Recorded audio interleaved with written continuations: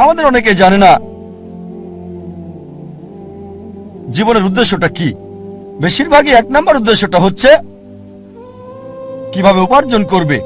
অধিকাংশ লোককে জিজ্ঞেস করবেন, তাদের সঙ্গে কথা বলে দেখবেন 1 নম্বর চেষ্টা হচ্ছে জীবিকার ব্যবস্থা করা। তারা জীবিকার ব্যাপারে বেশি সচেষ্ট, কিভাবে জীবন চালাবে। তাদের উপার্জনের উপর ভিত্তি করে জীবন ধারণ করে থাকে। তারা কি খাবে, কি পড়বে, কোথায় বাস করবে, কোন স্কুলে পড়াশোনা করবে, কোন স্নাতক ডিগ্রি নেবে, সবকিছু উপার্জনকে ঘিরেই হচ্ছে। আর এরা চিন্তা করে যে যদি বেশি টাকা উপার্জন করতে পারে তাহলে জীবনের লক্ষ্য অর্জন করে ফেলেছে। যেমন আমি যথাযথ হওয়ার উদাহরণ দিলাম। আমাদের অধিকাংশই কি করি, পাখির চোখ নিশানা না করে কি করি, আমরা শূন্যে গুলি করে দিই আর চারপাশের বিষয়গুলো টেনে আনি নিশানা ছাড়াই গুলি করে দেই। কোনো একটা বিষয়ে গ্রাজুয়েশন করি, তারপর যখন বলা হয় কেন এই কোর্স নিয়েছো তুমি, ও আমি তো ভাবিনি। তারপর বিশেষত্ব খোঁজে, আরো বেশি বিশেষত্ব খোঁজে, তারপর চেষ্টা করে যাচাই করে কেন এই কোর্স নিয়েছে। দেখবেন লোকে প্রথমে চিন্তা করে কত উপার্জন করবে, আর উপার্জনের ভিত্তিতে সে সিদ্ধান্ত নেয় কিভাবে তাদের জীবন যাপন করবে। এটা শূন্যে গুলি ছোঁড়ার মতো আর পাখির চোখে নিশানা করার চিন্তা করা। প্রথমে দেখতে হবে আমাদের কেন্দ্র কোনটা, কোনটাকে ভিত্তি করে আমাদের জীবন আবর্তিত হচ্ছে। বিভিন্ন মানুষের ভিন্ন ভিন্ন কেন্দ্র রয়েছে। কিছু লোক তারা আত্মকেন্দ্রিক, সবকিছুতে নিজেদের কথা ভাবে, পৃথিবীর অন্য মানুষকে নিয়ে কোনো মাথা ব্যথা নেই, নিজেদের নিয়ে তারা ব্যস্ত থাকে। কিভাবে জীবনযাপন করবে অন্যদের নিয়ে চিন্তা করার সময় নেই, তারা আত্মকেন্দ্রিক। কিছু লোক পরিবার কেন্দ্রিক, তাদের সারা জীবন পরিবারকে ঘিরেই কেটে যায়। তারা যে কোনো নিয়ম ভাঙতে বা গড়তে প্রস্তুত, হোক সেটা সঠিক কিংবা ভুল, পরিবারকে সুখী করতে। তাদের মূল উদ্দেশ্যটা হচ্ছে পরিবারকে খুশি করা। কেউ হয়তো পিতামাতা কেন্দ্রিক, কিছু হয়তো পরিবার কেন্দ্রিক, স্ত্রী কেন্দ্রিক বা স্বামী কেন্দ্রিক, কেউ হয়তো সন্তান কেন্দ্রিক। দেখবেন কিছু লোক পিতামাতাকে খুশি করার জন্য যে কোনো কিছু করতে পারে। তারা তাদের জীবনের সব নিয়ম কানুন পিতামাতার পছন্দ অপছন্দের ভিত্তিতে হয়। আল্লাহ কোরআনে বলেছেন সূরা লুকমান অধ্যায় 31 আয়াত 14 যে আমি মানুষকে নির্দেশ দিয়েছি পিতামাতার সাথে সদ্ব্যবহার করতে। অনেক কষ্ট সহ্য করে মাতাকে গর্ভে ধারণ করেছে, অনেক কষ্ট সহ্য করে তাকে জন্ম দিয়েছে।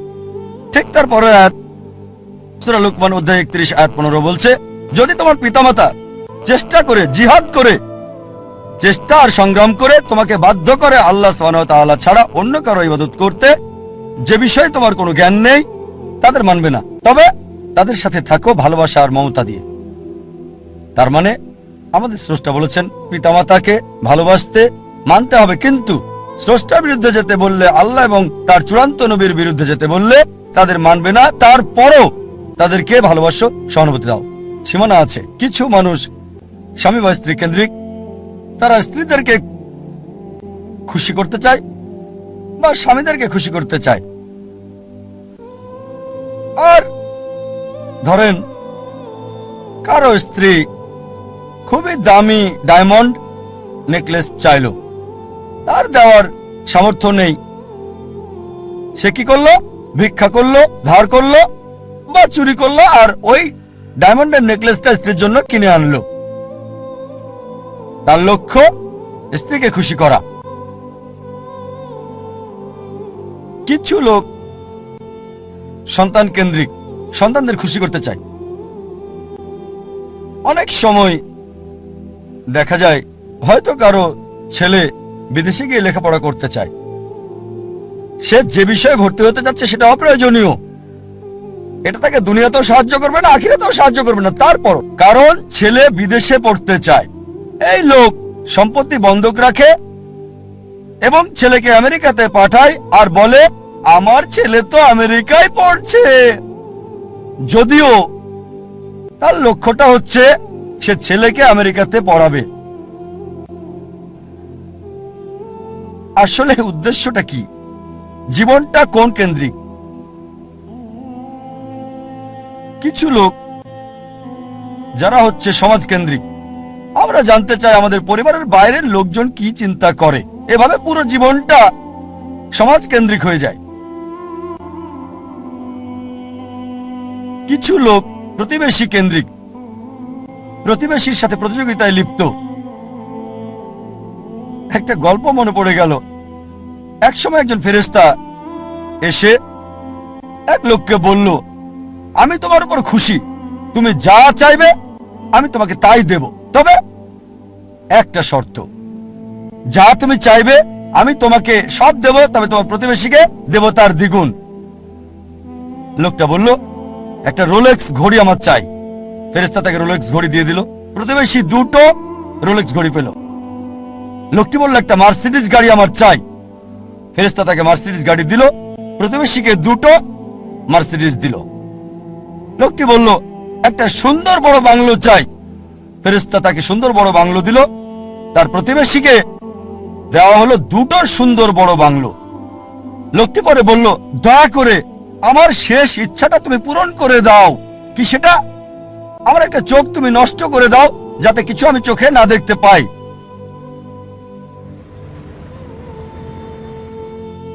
চিন্তা করেন, সে তার নিজের চেয়ে প্রতিবেশীকে নিয়ে বেশি ব্যস্ত। তার জীবন সহজ কিন্তু জটিল সেটা ভাবছে না সে। প্রাচুর্য কি দারিদ্রতা যাই থাকুক, সে বেশি চিন্তিত তার প্রতিবেশীর চেয়ে ভালো জীবন যাপন করা নিয়ে। এ কারণেই সে ফেরেশতাকে বলল, আমার একটা চোখ নষ্ট করে দাও, যাতে প্রতিবেশীর দুটো চোখই নষ্ট হয়ে যায়। এভাবে আমরা প্রতিবেশী কেন্দ্রিক। নিজে সুখী কিনা ভাবছে না, দেখতে পারবে কিনা সেটা ব্যাপার না। যেহেতু প্রতিবেশী সম্পূর্ণ অন্ধ হবে, তাই একটা চোখ হারাতে কোনো আপত্তি নাই। প্রতিবেশী কেন্দ্রিক। কিছু লোক বন্ধু কেন্দ্রিক, কিছু আবার শত্রু কেন্দ্রিক। তারা বেশি চিন্তিত তার শত্রু কি করছে সেটা নিয়ে। শত্রু কি চিন্তা করছে আমার ব্যাপারে তা নিয়ে পরিকল্পনা করে। শত্রু যদি এটা করে আমি ওটা করবো।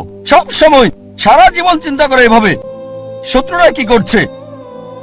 এটা আপনি পাবেন বিভিন্ন ক্ষেত্রে। ব্যবসায়ী চিন্তা করছে তার শত্রুর ব্যাপারে, ছাত্র চিন্তা করছে শত্রুর ব্যাপারে। তারা যা চিন্তা করে তার প্রতিরোধ চিন্তা করে। শত্রু যা চিন্তা করছে তার প্রতিরোধমূলক চিন্তা। বেশিরভাগ সময় তারা কাটায় শত্রুর মোকাবেলার চিন্তা করে। তাদেরকে একটা সুন্দর শান্তির উপদেশ দিতে চাই, যা আমি অনুসরণ করি। যদি কেউ আপনার দিকে পাথর ছুঁড়ে মারে, নিজেকে এতটা উঁচুতে নিয়ে যান যাতে পাথর আপনাকে ছুঁতে না পারে। কেউ আপনার দিকে ঢিল ছুঁড়ে মারলে নিজেকে এমন উঁচুতে নিয়ে যান যাতে পাথর আসতে না পারে। তাহলে প্রতিযোগিতার প্রশ্ন আসবে কি করে? আপনার বিরুদ্ধে শত্রুর পরিকল্পনার সুযোগ আসবে কি করে? আরেকটা উপদেশ, যদি কেউ ইট ছুঁড়ে মারে আপনার দিকে, এই ইট দিয়ে ঘর তৈরি করেন আপনি। স্কুলে শিখতাম মার্শাল আর্ট, কেরাতি, জুডো। যদি বড় কেউ আপনাকে ধাক্কা দেয়, কি করতে হবে? সাইড স্টেপ নিতে হবে, তার শক্তি কাজে লাগিয়ে তাকে ফেলতে হবে, তার শক্তির ব্যবহার। কেউ যখন আপনাকে ইট মারবে, সেই ইট দিয়ে ঘর তৈরি করেন। কিছু লোক সুনাম কেন্দ্রিক, তারা সুনাম চায়, মূল উদ্দেশ্য খ্যাতি পাওয়া। যে কোনো অনৈতিক কাজ করতে প্রস্তুত, নিয়মকানুন বিসর্জন দিতে পারে। কিছু লোক তারা হচ্ছে ভোগবাদী, তারা সম্পদ কেন্দ্রিক। সব সময় চিন্তা করে অর্জন কি, কত সম্পদ করেছে, তারা কি পরে। আর এটা কমন, খুবই কমন মানুষের মধ্যে, বিশেষ করে ধনীদের মধ্যে। বন্ধুদের সাথে দেখা হলে গল্প শুরু করে, কোন ব্র্যান্ডের ঘড়ি পরেছো? এটা কি ট্যাগ হিয়র নাকি ওমেগা? ও এটা রোলেক্স। ভিতরে কিসের? আয়রনের নাকি চামড়ার? বেসারটা কি? ও কোন ধরনের ডাল? Gold plated, diamond stone? ও কারুকাজ করা, পার্টি